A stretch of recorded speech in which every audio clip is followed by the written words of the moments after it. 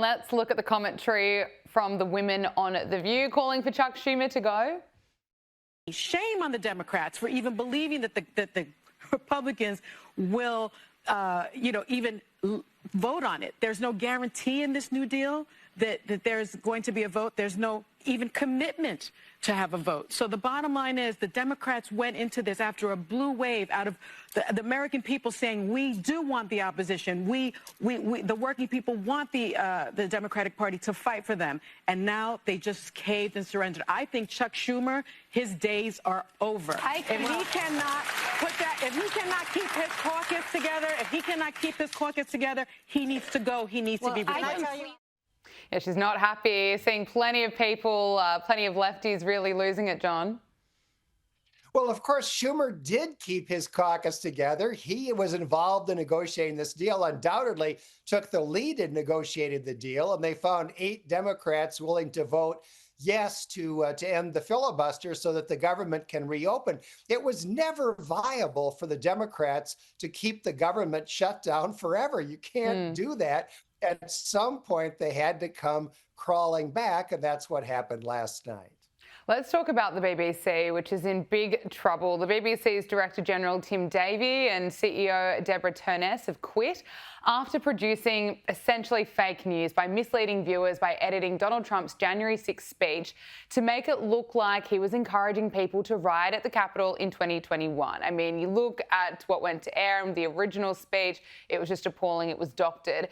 Now, Donald Trump wrote on Truth Social, the top people in the BBC, including Tim Davie, the boss, are all quitting/fired because they were caught doctoring my very good, perfect speech of January 6th. These are very dishonest people, I should say, who tried to step on the scales of a presidential election. On top of everything else, they are from a foreign country, one that many consider our #1 ally. He's not the only one being outraged by this. Plenty of people are suggesting that this should be the end of the BBC. I don't agree with that, but British taxpayers, they should not be paying for fake news. Former UK Prime Minister Liz Truss wrote on X, "I'm glad the US President and the rest of the world are seeing the BBC for what it is. Its failure to tell the truth on everything from transgender ideology to economics to Gaza has done huge damage to politics and government in this country. This should be the end of nationalised broadcasting." Now, Donald Trump has warned the BBC it must retract, it must apologise, or face a $1 billion lawsuit. He's certainly not afraid to pursue lawsuits. John, what do you make of what's happened here?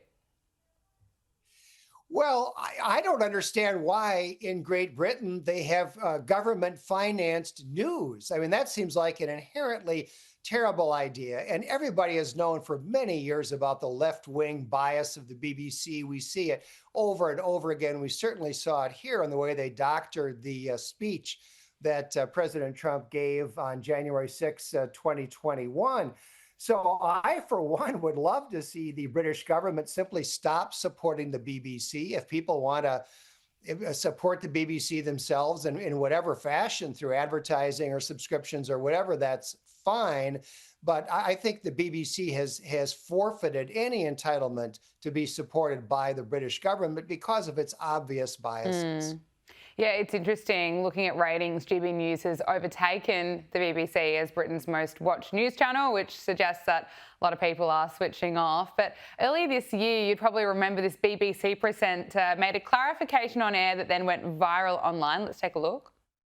London School of Hygiene and Tropical Medicine has released research which says that nearly 600 heat-related deaths are expected in the UK. Malcolm Mystery, who was involved in the research, says that the aged, pregnant people, women, and those with pre-existing health conditions need to take precautions.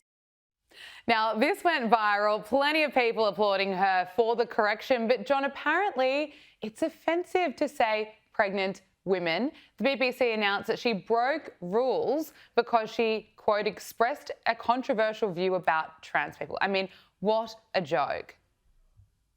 Well, Gabriella, here's the thing. The BBC's practice of saying pregnant people instead of women, that expresses their opinion. So Correct. they're angry at her because she supposedly expressed an opinion on air. No, they're the ones expressing the pro-trans opinion, just like they constantly express opinions against President Trump, against Israel, and so forth. This is just another classic instance. Yeah, it really is. Now, let's talk about Donald Trump. He's vowed to give most Americans a $2,000 payment as a tariff dividend. Here is the president. We're going to issue a dividend to our middle income people and lower income people of about $2,000. John, it does appear as though Donald Trump is losing support over the economy. Plenty of people are certainly still struggling, and tariffs are controversial. But what do you make of this announcement? Well, I'm not holding my breath waiting for a $2,000 check for a lot of reasons. One, I don't know that the numbers add up. Trump talks about trillions of dollars. He's including there all of the investment that other countries are promising to make in the United States. But of course, none of that has actually happened yet. The tariffs might bring in as much as $500 billion a year, but the case that was argued in the Supreme Court just a few days ago could put most of those tariffs out of business. People think it's likely that the Supreme Court may rule that most of Trump's tariffs are not, in fact, authorized by the legislation that Congress had passed. So I'm not so sure anybody is going to be seeing those $2,000 checks anytime soon. Okay. Well, Nancy Pelosi has announced that she'll be stepping down at the next election. Her term ends in January 2027. And John, she's leaving Congress a very wealthy woman. The New York Post has reported that her and her husband made at least $130 million in stock profits over the course of her 37 years in Congress, which shows a staggering return of almost 17,000%, which is extraordinary, especially compared to the 2,300% for the Dow Jones over those years. What are your thoughts on Nancy Pelosi and how she's leaving Congress? Well, what was striking to me about that is that she made so much of her money on option trading. Option trading, of course, is highly leveraged, creates a tremendous opportunity either to make or to lose a lot of money. And if you were engaging in insider trading, that would be the way to do it. Trade in options to maximize your returns. And of course, the federal government does many things that impact industries, that impact corporations. And as the Speaker of the House, Nancy Pelosi was in a terrific position to know what the government was likely to do in the future, particularly because she was one of the people making those decisions. So if she decided to engage in option trading based on actions that she knew the federal government was likely to take, that is just unbelievably corrupt. I don't know whether she did that or not, but for many years, there has been a lot of suspicion over Nancy Pelosi's very lucky history as a stock trader. Incredibly lucky indeed. Finally, before I let you go, Syria's president has met with US President Donald Trump at the White House for unprecedented talks after Washington removed him from a terrorism blacklist. Now, he previously had a $10 million bounty on his head, and now he's being treated as an ally after he's announced reforms. Now, he spoke with Fox News this morning. In the last 60 years, Syria was isolated from the rest of the world, and there was a cutoff between the United States and Syria. And this is the first time a Syrian president visits the White House since the establishment of Syria in the 40s of the last century. And so after the fall of the former regime, Syria has entered into a new era, and this will build on a new strategy with the United States, especially with the United States.